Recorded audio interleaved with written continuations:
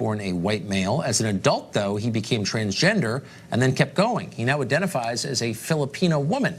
Wheeler changed his name to Jadu. He travels around Tampa, Florida in a tuk-tuk. It's a kind of motorized rickshaw common in Manila. Kathy Aru is founding publisher of Catalina Magazine, and she joins us tonight to sort this out. So, Kathy, I'm glad you're here. Thank you. I'm a little out of it when it comes to what's acceptable and not on the left, and so you're kind of our spirit guide, our shaman, Thank you. our Sherpa for this journey to the heart of insanity. Is this okay or not? This is totally okay. It's very American to be who you want to be. This person has the freedom to be who she wants to be, and she wants to be a Filipino woman. So that's okay. That's okay. Yes. So that means that physical reality is no longer kind of a limit to our aspirations. So if you can be, if a white man can become a Filipino woman simply by saying so, then could I become, I don't know, a successful hedge fund manager or an NBA star? Absolutely. According to Jadu, which is her name, it's what's on the inside that counts, not what's on the outside. So there's a growing movement. There's many people that are now identifying themselves as the other gender and as another culture or race or ethnicity.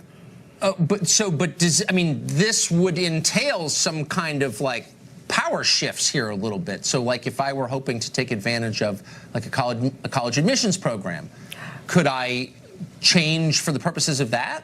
I'm not quite sure how it actually would work for college admissions. I mean, I haven't heard of a case, but it sounds like it's accepted. It sounds like it's okay, and Jadu is not hurting anyone.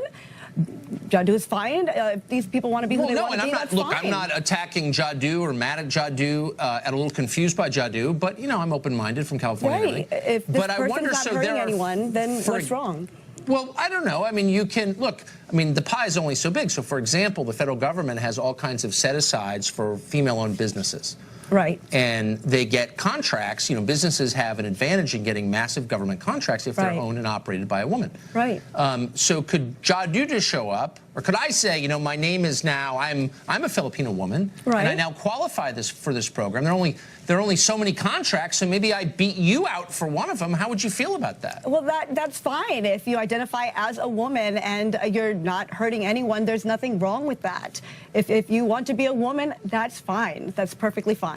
Even if I got the contract over you, who was born a woman, I don't change my appearance. You must be more qualified then. You were more qualified if you got the contract over me. But it's not a matter of qualified. We have programs that set aside on the basis of sex. And qualifications in that sex. And this person now wants to be part of that sex. So if you want to be part of our sex, then you're more qualified.